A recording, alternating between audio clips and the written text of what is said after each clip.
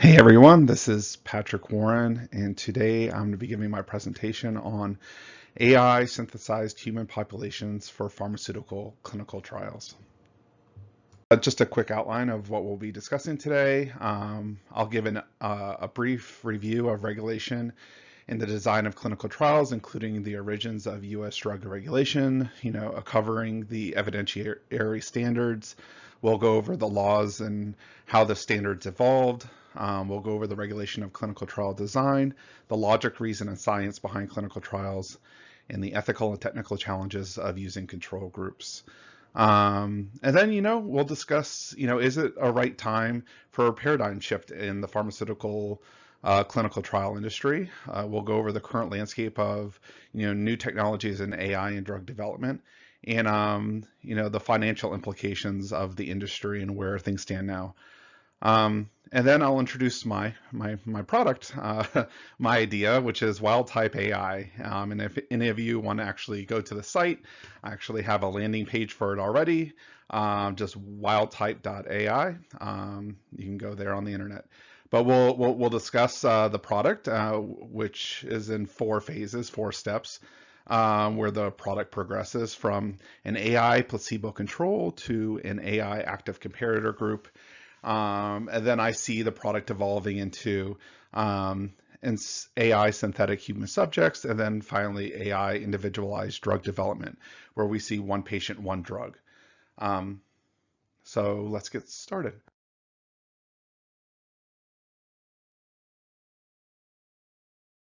The United States has a rich history of laws and regulations governing medical products in attempts to protect the American people that predates the formation of the FDA by several decades. Though the FDA can trace its origins back to the creation of the Department of Agriculture's division in the Patent Office in 1848. However, true credit for the ultimate formation of the FDA is given to Harvey Washington Wiley, arguably considered the founding father of the agency. So in 1882, he was appointed chief chemist and head of the U.S. Department of Agriculture's Bureau of Chemistry, that would later become the FDA thanks to Wiley's vigorous advocating. So the history of the FDA is kind of based on a series of tragedies and scandals, and reactionary legislation that would take place leading up to the formation of the agency. So the first act that we see is the Biologics Control Act of 1902. So in 1901, 13 children died after being administered poorly manufactured tetanus antitoxin. And then the following year, Congress passed the virus toxin law, which became known as the Biologics Control Act, which required biological establishment licensing. And then if we go forward a little bit, we see, following the publishing of Upton Sinclair's scandalous expose, The Jungle, the book, not the Jungle Book, but yeah, which highlighted unsanitary practices of the meat processing industry. In the publishing of Samuel Hopkins Adams' The Magazine article, The Great American Fraud, which sparked concerns over fraudulent patent medicines, the Pure Food and Drugs Act was signed into law by President Theodore Roosevelt. The act laid the cornerstone for the modern FDA and marked a monumental shift in the use of governmental powers to protect the American public by prohibiting interstate commerce in 2 things. 1, misbranded drugs. The law required that drugs bear truthful labeling statements. And 2, adulterated drugs. It required that drugs bear truthful labeling statements and meet certain standards for purity and strength. However, the law had its shortcomings in that it offered no way to remove inherently dangerous drugs from the market. It set such a high burden of proof for misbranding. The burden of proof was a deliberate intent to defraud, that the agency was rarely able to take action against a company for fraudulent products. And it provided no authority over medical devices or advertising. We move forward, and it's 1927. The Bureau of Chemistry is reorganized into 2 separate entities, one of which was the Food, Drug, and Insecticide Administration, which retained all the regulatory functions of the Bureau. A few years later, in 1930, the name would be shortened to simply the Food and Drug Administration, the FDA. So the next milestone that we come to is a tragedy in 1937. It is in which 107 people, many of whom are children, died after taking elixir of sulfalinamide. The solution contained poisonous solvent diethylene glycol, a component of antifreeze. The incident highlighted the need to establish drug safety before marketing. And after the tragedy, the Food, Drug, and Cosmetic Act of 1938 was signed by President Franklin Roosevelt. The act gave the newly minted the FDA the regulatory authority to enforce pharmaceutical safety and ushered in its new mission as a public health agency. The new law granted the agency extended control and over therapeutic devices, require new drugs to be shown as safe before marketing, provided that safe tolerances be set for unavoidable poisonous substances. It authorized the agency to inspect factories, and it added a new remedy of court injunctions to the previous penalties of seizures and prosecutions. So, it was tumultuous first 30 years to the agency before it got its true powers as the FDA as we know it today. But today the Food and Drug Administration is responsible for protecting the public by ensuring the safety, efficacy, security of human and veterinary drugs, biologic products, and medical devices. It's grown quite a bit since those starting days. The FDA is responsible for advancing the public health by helping to speed innovation that makes medical products more effective, safer, and more affordable, by helping the public get the accurate science-based information that they need. So, now the FDA has over 17,000 full-time employees, has a budget of $5.9 million, and its staff inspects pharmaceutical manufacturing facilities around the world. A few other numbers. There's 20,000 prescription drug products that the agency oversees, 6,500 different medical devices, 300 FDA licensed biological products, and 1,600 FDA approved animal drug products. So it's grown to be a really important and large organization.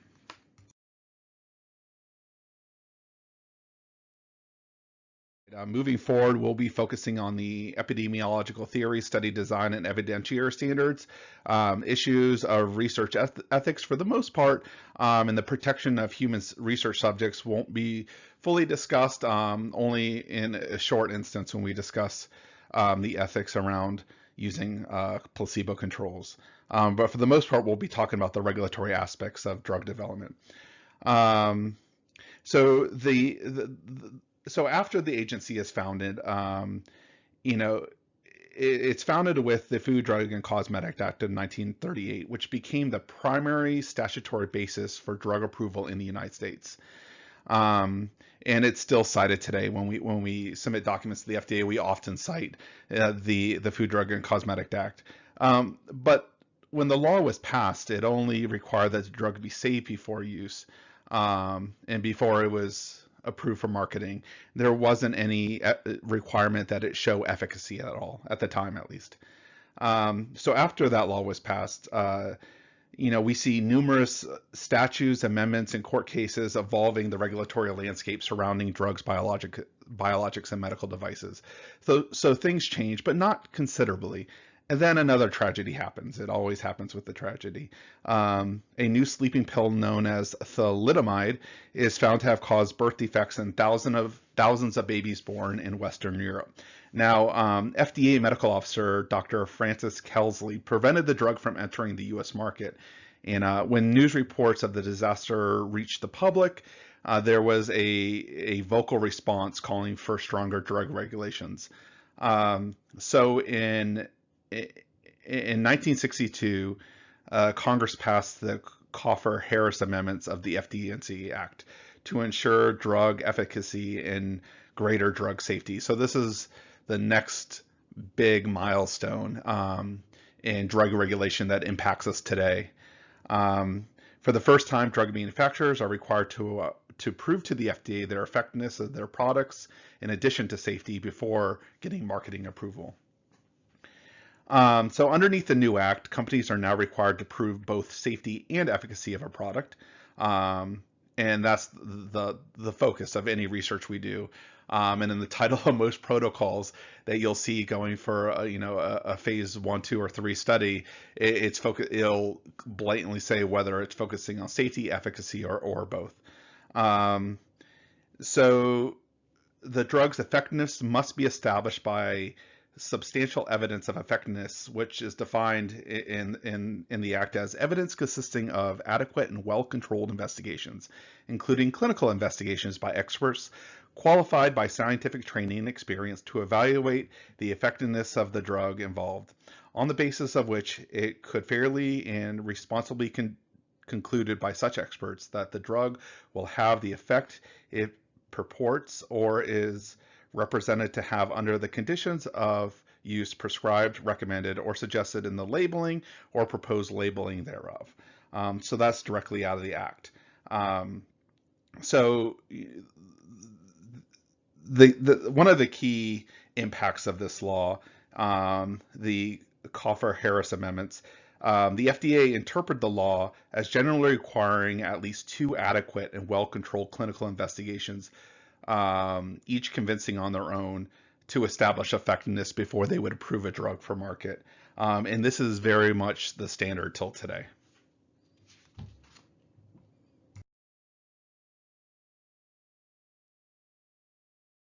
The FD&C Act and the Kefauver-Harris amendments, they laid the foundation for the modern U.S. regulation of drugs, biologics, and medical devices.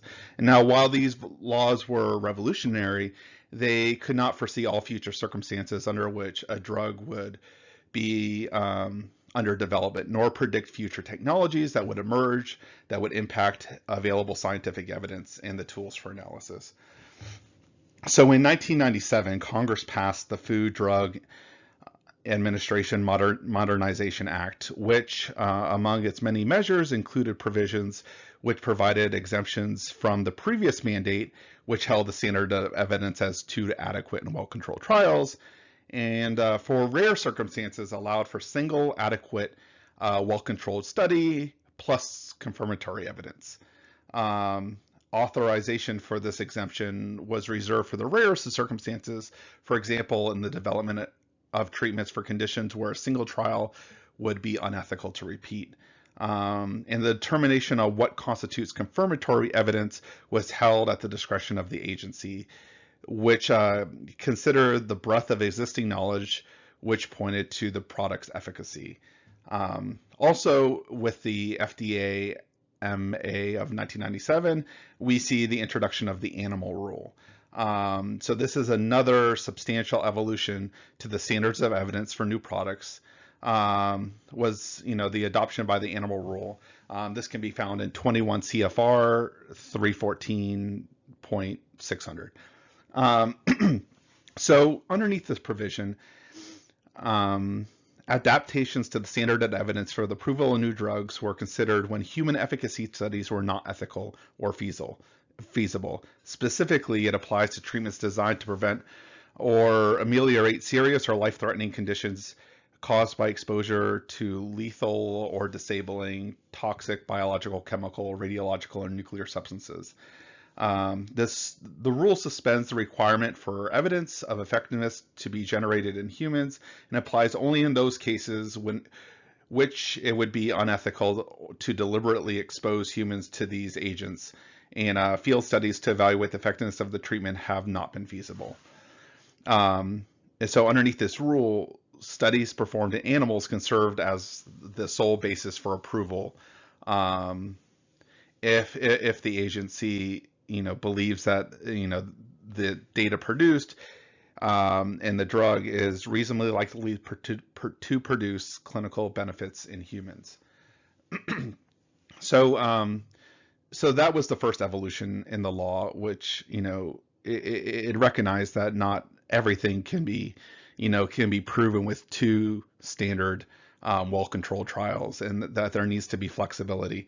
But we see the agency adopt to technology changes and make exemptions again in 2016 with the signing of the 21st Century Cures Act, which was designed to accelerate the development process for new products and promote innovation by recognizing and adapting to advances technology, including the emergence of big data. The Act specifically addressed the use of real-world data and real-world evidence, and focuses on the use of these types of data to provide confirmatory evidence in support of regulatory decision-making, including approval of new indications for approved drugs. So real-world evidence, it is data regarding the usage and potential benefits or risks of a drug derived from sources other than traditional clinical trials, and includes data related to the medical treatment of patient or delivery of healthcare services. So examples of these are, so we have electronic health records and electronic medical records, known as EMR. So data from that, data from insurance claims and billing data, data generated from disease registries or product registries, patient-generated data, and the Apple Watch, when it takes biometric data, is coming into that realm as well, and other experimental study designs other than the gold standard RCT trial. So more of epidemiological studies are starting to consider those as sources of evidence for drug approval or for label expansion.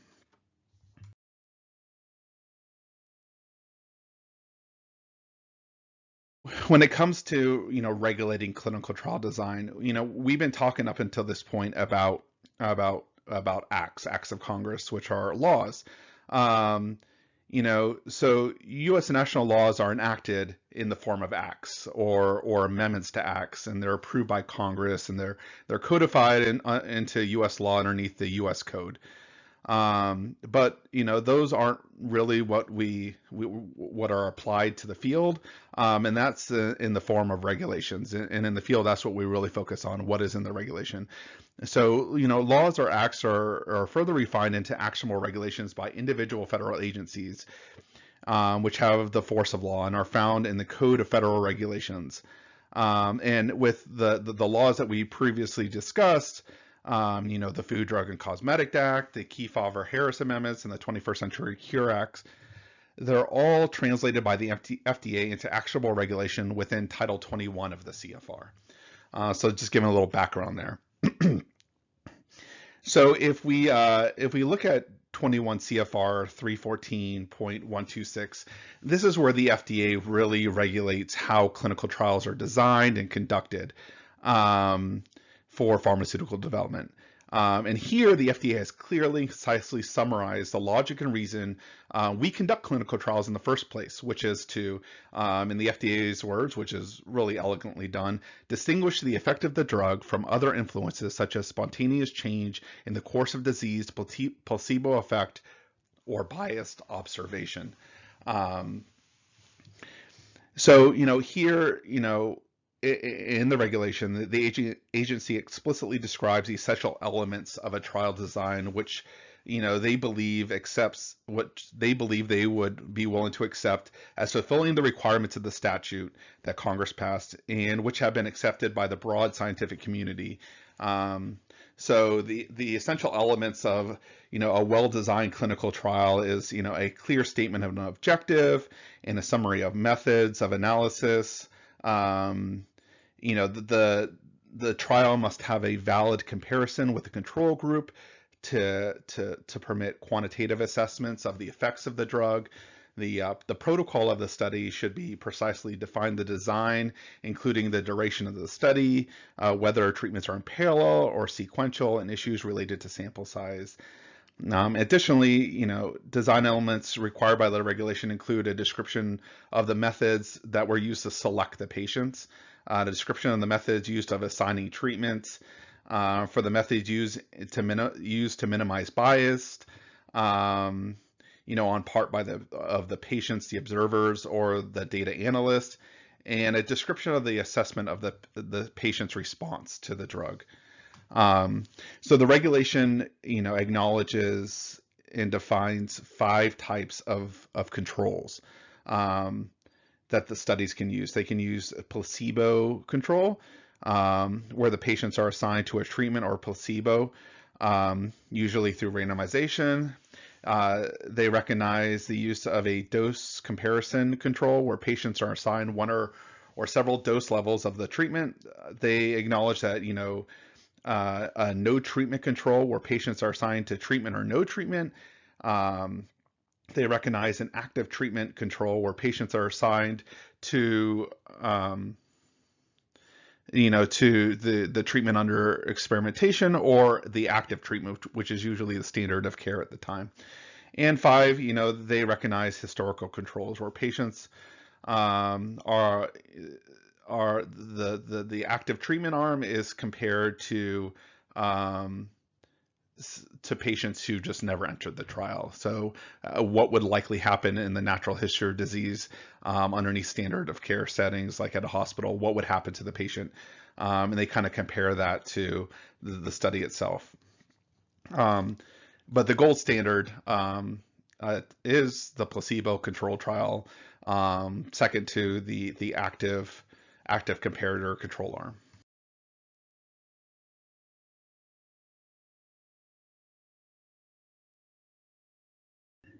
So why did the FDA decide to put these guidelines, these principles, these elements of clinical trial design into the regulation? They acknowledged that the scientific community held that these were essential elements of a well-designed clinical trial. But why? So truly understand why the regulation is what it is, and to further understand where in the future there might be some change, for needs for some change.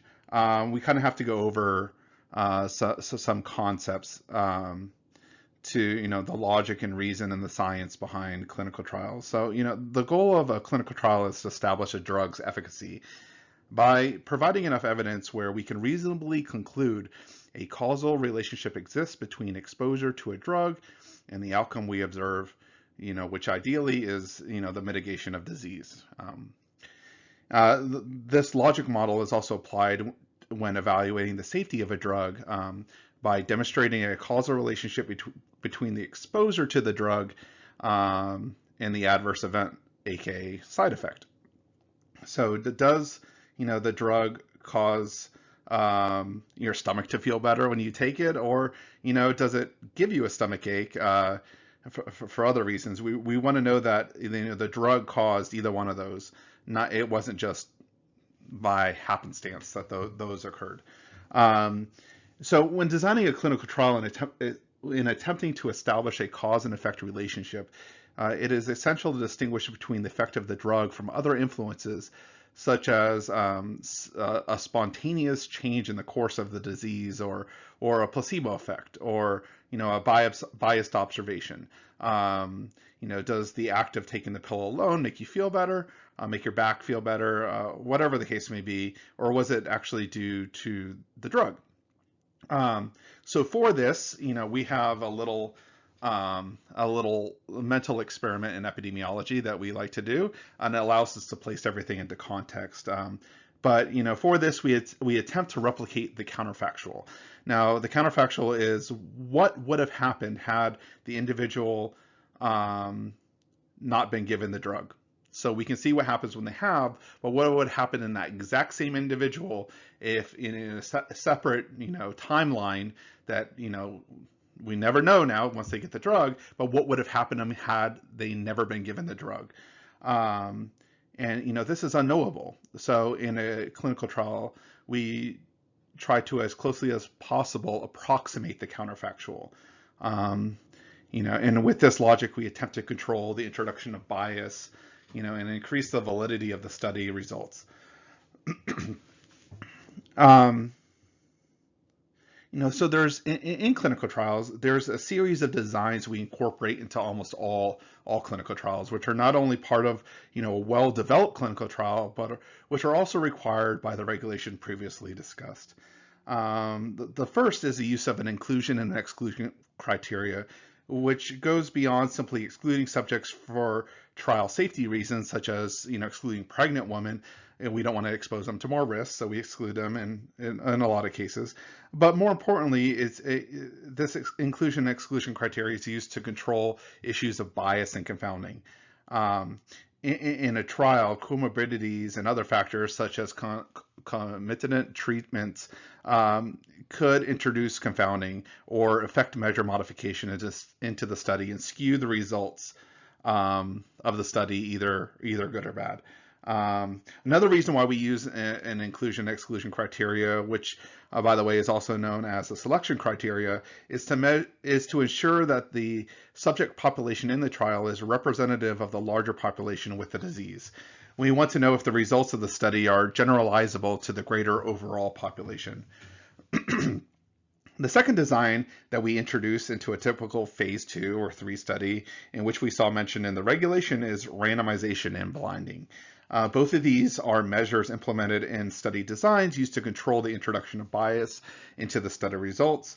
We see this common theme, trying to mitigate bias in all these design measures that we implement. But it ensures that any bias that's introduced is equally distributed between the treatment and control groups. If the bias is equal on either side, the measure of the bias tends to equal itself out across the board, leading us to see the true effect of just the drug. Now, if we don't use randomization and all the bias tends to be on one side, well then, there's really no way to control for it, and also, the results of the study just aren't valid. The third, the regulation focused on incorporating sound statistical methods into the study. So what are those? Statistical design and analysis allows us to quantitatively demonstrate that the results of the trial are with a certain level of certainty, which is known as statistical significance, are most likely measured in terms of probability due to the intervention of the drug, as opposed to just simply chance alone. And also one part of the statistical methods in clinical trials, another thing is understanding the statistical power and sample size.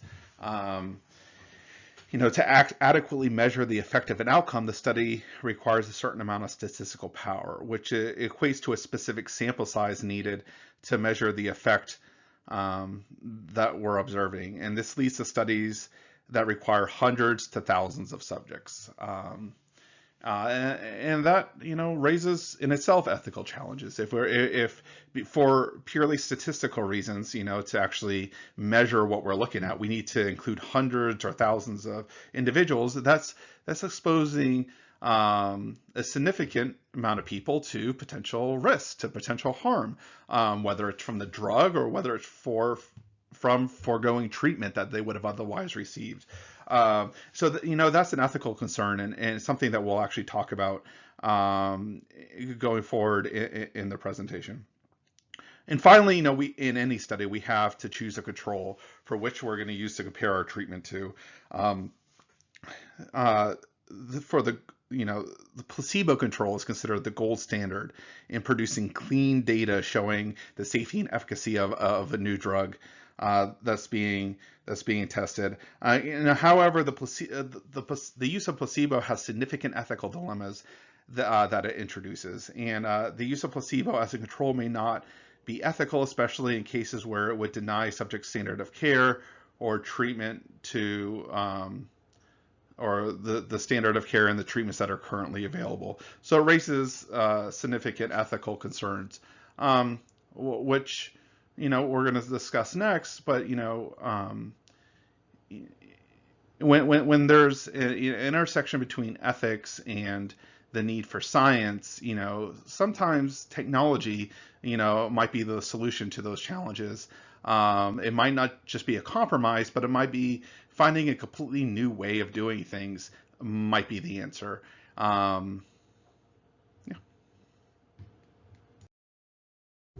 And in medical science and when developing drugs, our ultimate, goal is to alleviate suffering for humanity, and to provide some benefit to all of society. but our actions don't, and our studies don't happen in a vacuum. In the quest for science,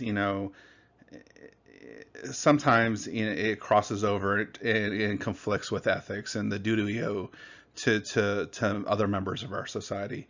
And nothing is less controversial. It has as much impact as placebo controls when it comes to clinical trials. If we look back, the earliest application of the use of a placebo happened in the 16th century, and the Catholic Church tried to apply a placebo control to studies of the efficacy of exorcism.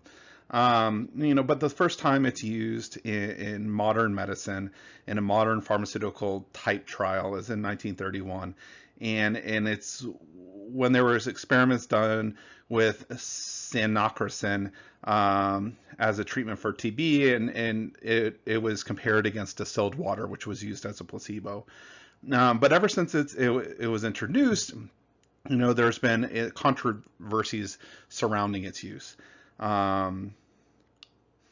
Ethical questions, have arisen when we consider the use of placebo controls. And, some of these questions are, would an existing standard of treatment exist? Is it ethical to randomly assign one person to a treatment, or assign one person the treatment of it for a disease, while denying another person any sort of treatment at all and potentially exposing them to further harm?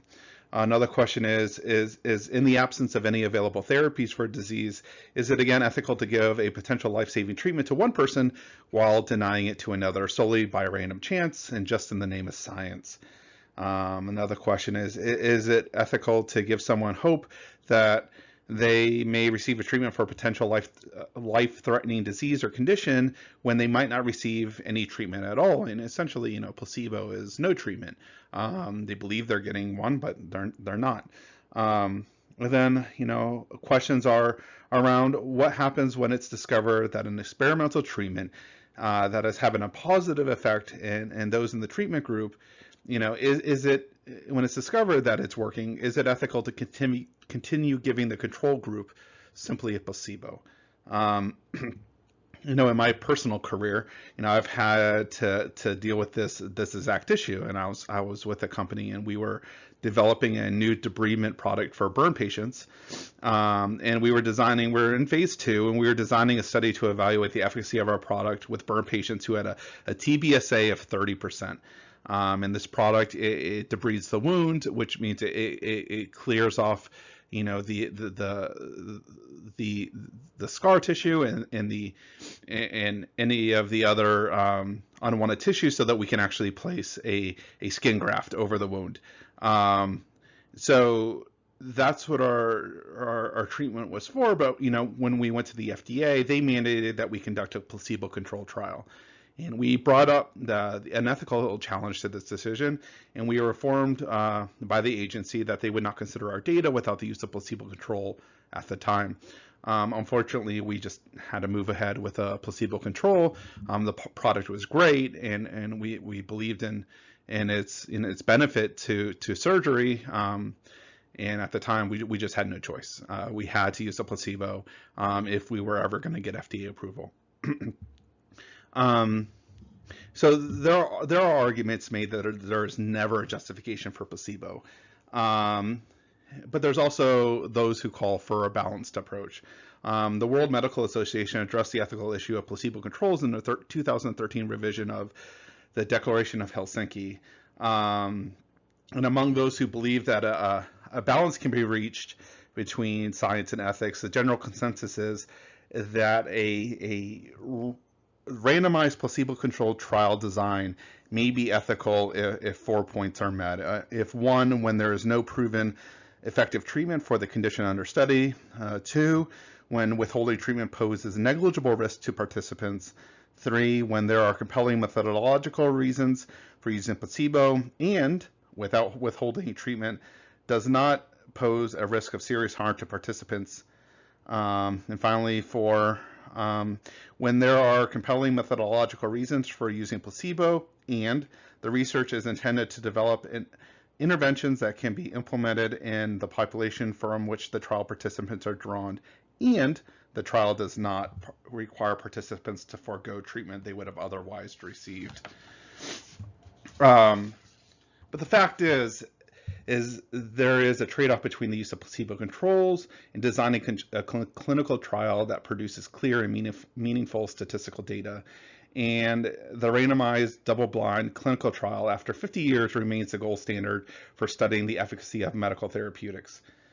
From a methodological perspective, the use of placebo control allows for the research to produce the cleanest data of safety and efficacy, since the use of active comparator control can distort the effect caused by the drug in both the study's safety and efficacy outcomes. But there's also other reasons that we used placebo controls, and that first, the use of placebo controls is the most rigorous test of the treatment of efficacy. Second, because the maximal treatment separation between the two groups, placebo controls can statistically measure the effect of an outcome with fewer patients than active comparator controlled trials. Third reason why we use placebo controls is because of this maximal treatment separation. Placebo controls can more effectively detect adverse events in a clinical trial, leading to greater understanding of the safety risks of a drug. Fourth, in cases where the standard of care is only partially effective or is associated with a strong placebo response, the use of placebo control in a clinical trial is necessary to generate a clear picture of cause and effect for the experimental drug. And finally, in studies that use subjective measures as trial endpoints, there is often substantial variation in individual perceptions and patient-reported outcomes, such as the studies that treat pain and depression. And because of this, placebo controls are essential at identifying the true measure of effect for the experimental drug. If we look at the last decade, and especially if you look at the last 30 years, the way drugs are developed hasn't changed all that much. Mind you, certain technologies and development in the lab, manufacturing, they have, and especially with data collection, yes, there's been changes and things have improved, but not dramatically. We haven't seen a truly paradigm shift in the industry in the way clinical trials are done. But I actually believe now the time is right for a paradigm change in pharmaceutical clinical trials, given the new technology that has emerged, especially in the past 10 and 20 years, particularly with artificial intelligence. So here we can see an overview of the current players in the field of AI and pharmaceutical development. We can see there are companies currently using AI to address challenges across the spectrum of pharmaceutical drug development, from discovery of new compounds to the preclinical and clinical phases of drug development to post-approval monitoring once a drug has been approved. So the last decade has seen monumental advances in computer technology and even the introduction of the first quantum supercomputers. The sheer capabilities of modern AI are staggering and evidence in every aspect of society. However, when we dive deeper into how AI is truly being implemented and utilized in the drug development field, the reality is far more disappointing, to say the least. Most of the publicity on the topic boasts revolutionary advances in AI medical research, when in fact almost all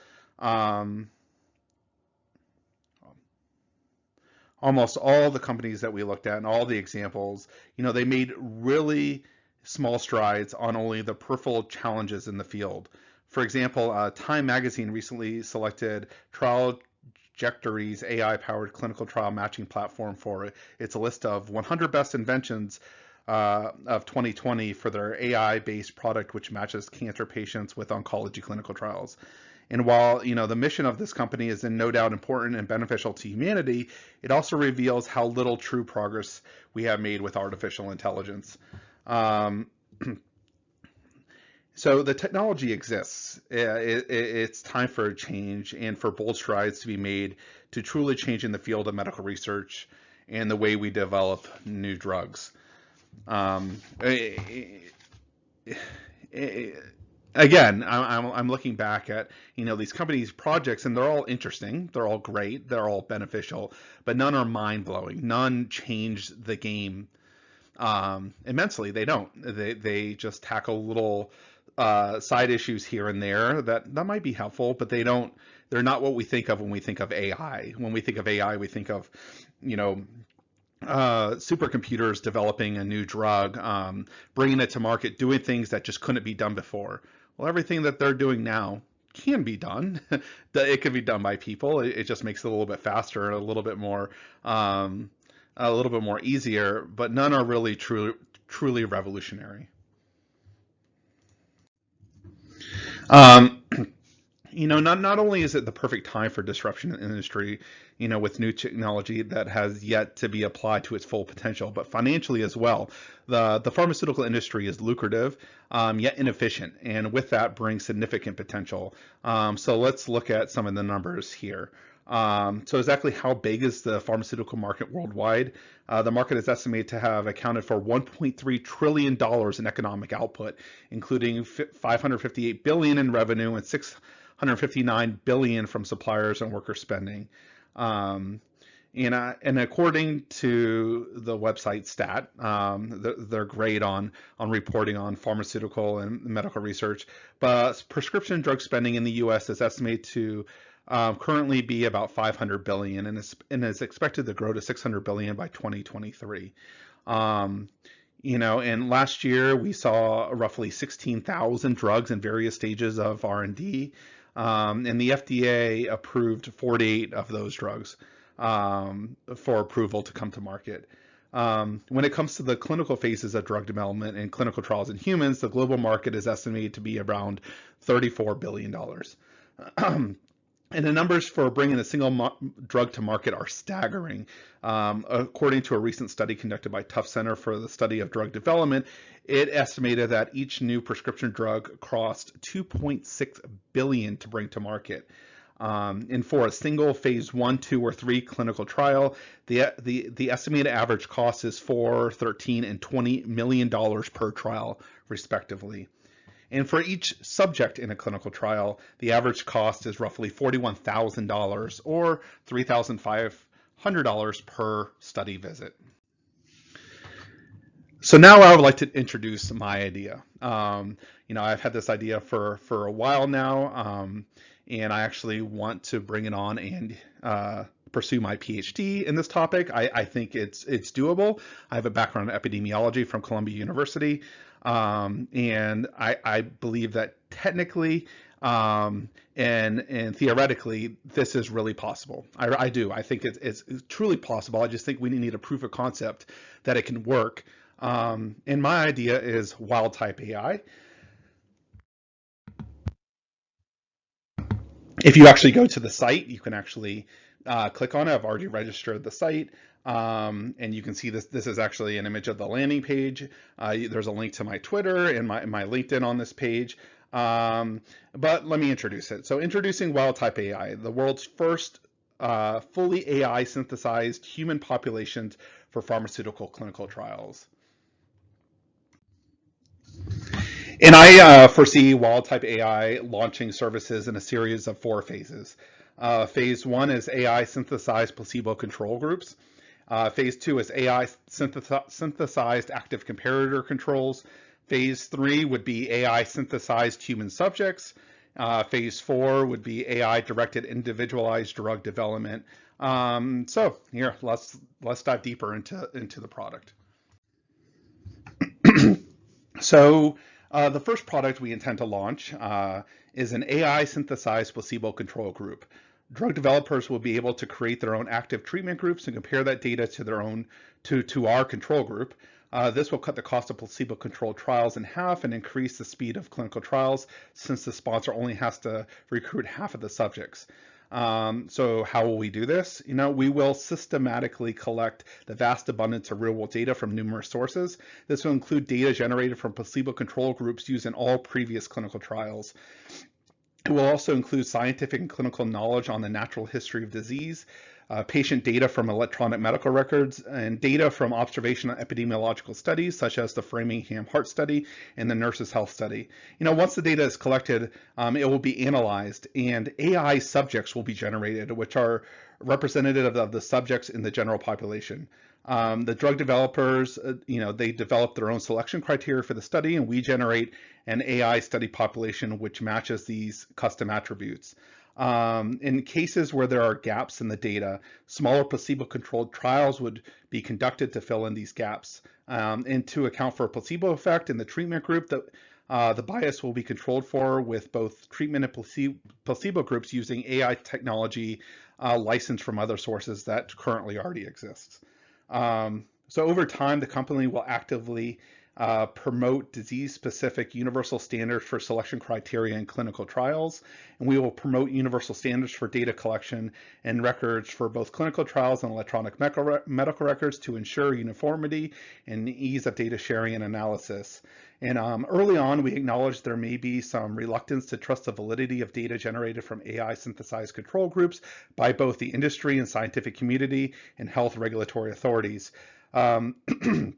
Because of this, for each study, the study participants will initially act as their own control group to validate the AI control group selected for the study. In instances where this isn't feasible, a small traditional control group will be used to validate the AI control group throughout the course of the study.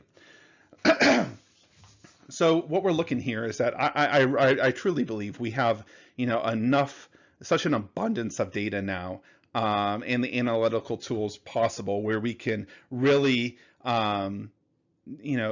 take and simulate control groups. I really do. I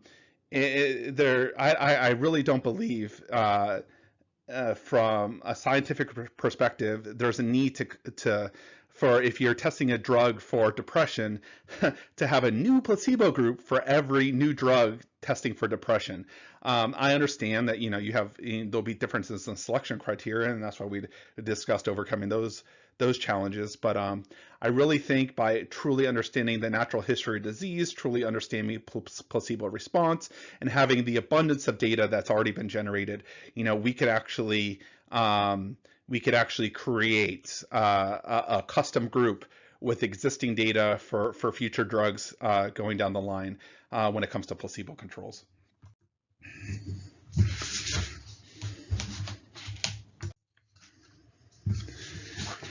And the second product in my proposal is an AI synthesized active comparator group. And an AI control group with an active comparator will be developed for each and every drug on the market.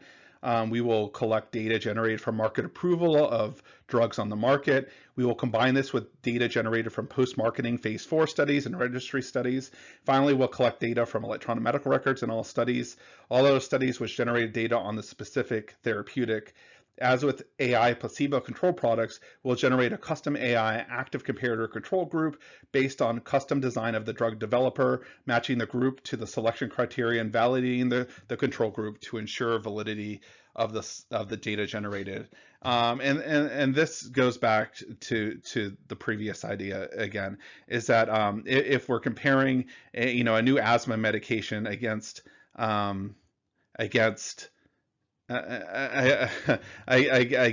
current products, we know how the current products work. They've been tested. They've been tested in clinical trials when they were being approved. They've been tested by doctors, and that data has been recorded in medical records. There's no reason to have a new active comparator group developed, paid for, which ultimately just slows down a clinical trial. There's no reason to create that from scratch for every new asthma drug that comes out or any other drug. Now the logic is that you're introducing bias. The same variables and factors, environmental factors, social factors, economic factors that played a role in the first trial that could be balanced for through randomization. They're different. They're different with this trial. And I agree. I 100% agree with that.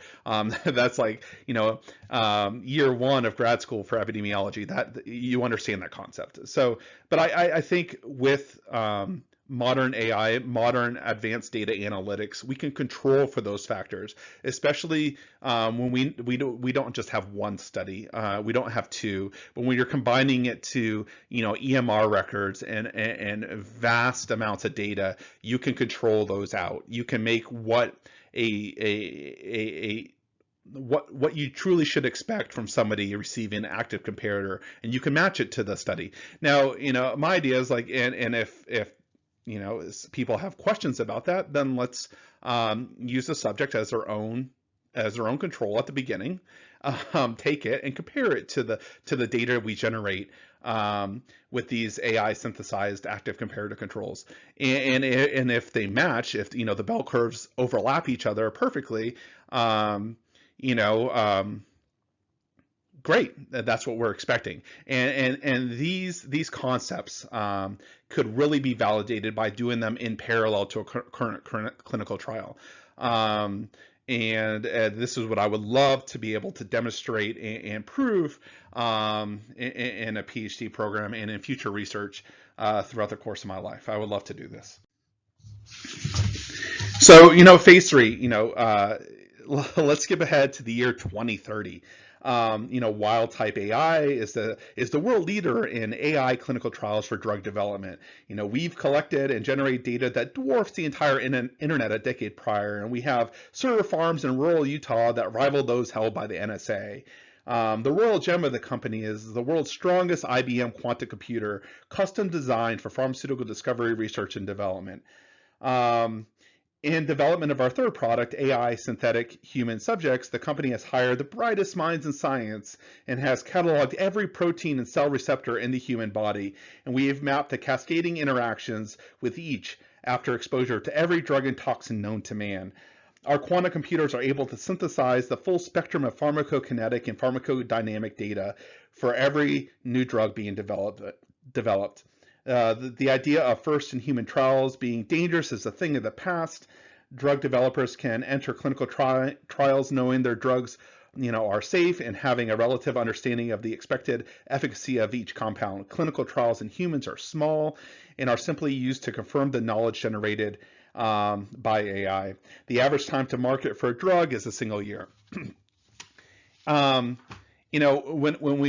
we have a compound, we have that variable. We know, especially with small molecules, we know how it's shaped. We can trace it through the body.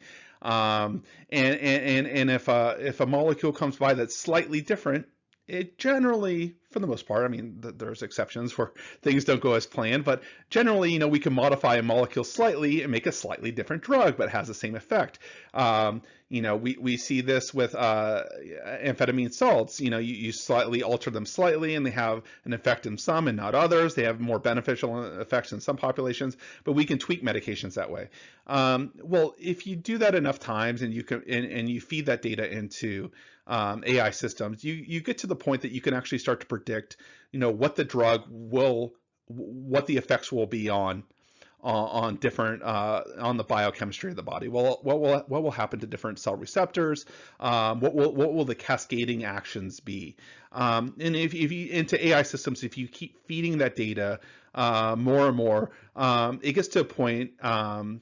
Especially when proteomics and genomics starts to get, it gets more advanced and we have a better understanding of the human body, the AI should be able to track what happens down each cascade and its effects on the body. You should be able to predict new compounds, what will happen throughout the body. Now, where quantum computing comes into play is that quantum computing is able to make simultaneous calculations, millions of them simultaneously instantaneously and their interactions with each other. It really changes the way we can actually analyze how, millions of proteins in the body can suddenly react from one molecule entering it. I think that will be the key to making this thing possible. And I chose 2030. I truly believe by 2030, the technology, whether it's being applied or not, the technology will exist, that this could be a reality if we get a jump start on it. And I think the previous two phases that I proposed would be the precursor to actually making what you see now on the screen truly a reality.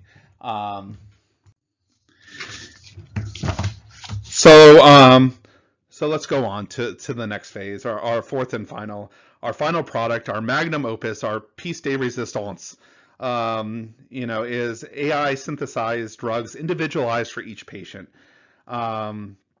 The product analyzes the complete genome and proteome of each patient, which is combined with previously developed knowledge and technology and custom designs, develops and manufactures a drug solely for that one patient and their health condition. The clinical trial industry has faded into history. Humanity and the world, are a different place. This is, I think, the preceding three programs I proposed. I really think this is where it would lead to a one patient, one drug market, truly individualized medicine that truly treats the disease specific to that individual's their environmental, social, economic, physiological factors, everything taken into account for. And we truly treat patients on a one-to-one basis. I think this is the future given this path, and I think this is a reality. And once this comes about, I think the pharmaceutical drug industry will be there. It really will, but it will be a completely different place. I think medicine will be a completely different place by this time. And this is the vision I have for the future. I gave my references for everything I presented, and I thank you for your time. And thank you. Have a great holiday. It was great being with all of you in the class, and I hope to study or work with you in the future. Thank you. Bye-bye.